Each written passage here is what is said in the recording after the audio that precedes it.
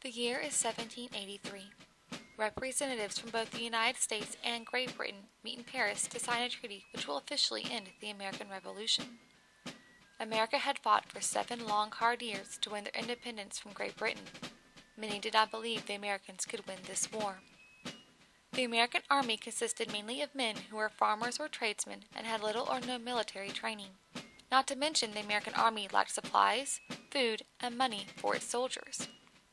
Compare that with Great Britain, who had an army of 50,000 professional soldiers, endless amounts of supplies, and their army was considered to be the top military force in the world at that time. How were a ragtag group of American colonists supposed to overcome the military force that was Great Britain? George Washington knew that his army could not defeat Great Britain's army on the battlefield. He had to come up with another plan to defeat the British, and he did. His plan was brilliant, devious, and clever. What was his plan? He was going to use ordinary men and women as spies to collect information about the British Army. This information would help the Americans to defeat the British. But how could these ordinary citizens become spies? According to the author Alexander Rose, who wrote Washington's Spies, the spies of the American Revolution didn't have an instructional manual telling them how to spy. Instead, they had to invent their own system of spying. The spies of the American Revolution didn't have cell phones or computers to send information to each other, so they had to invent creative ways to send messages. One method of communication that the spies used was writing letters in invisible ink. Messages written in invisible ink were easier to conceal than messages written in regular ink. They used various liquids for their ink, from simple things like lemon juice, where the message would be revealed after applying heat to the paper, to more complex liquids that need to have a special chemical applied to it in order to reveal the hidden message. Spies would write their invisible messages in the margins of books and newspapers and in between the lines of personal letters. Another way spies wrote messages was to use ciphers or codes. These ciphers would contain combinations of letters, numbers, and symbols which when decoded would reveal a secret message. Spies would take messages and hide them in secret pockets of their coats, boots, coat buttons, quill pens, and there is even a story of a message being hidden in a hollowed-out musket ball.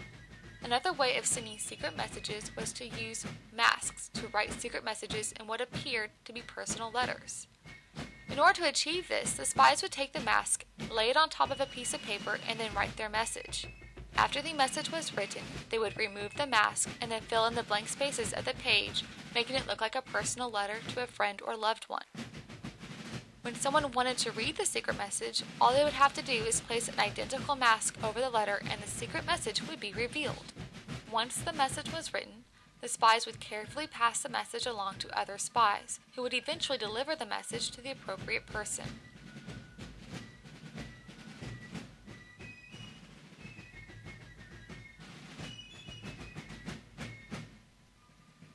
But what if a spy were caught with their secret message? Not only would the enemy intercept the message, but the spy would be found guilty of spying and put to death. One American spy who was put to death for spying was Nathan Hale. According to legend, before he was hung, Hale said, "My only regret is that I have but one life to give for my country." Without the work of Washington's spies in the American Revolution, our country's history might be drastically different. In fact, the man who was the head of the British spies, Major George Beckwith, said, "Washington did not really outfight the British, he simply outspied us." Because of the efforts of these countless and nameless spies, the independent United States of America would have just been a dream and not the reality that it is today.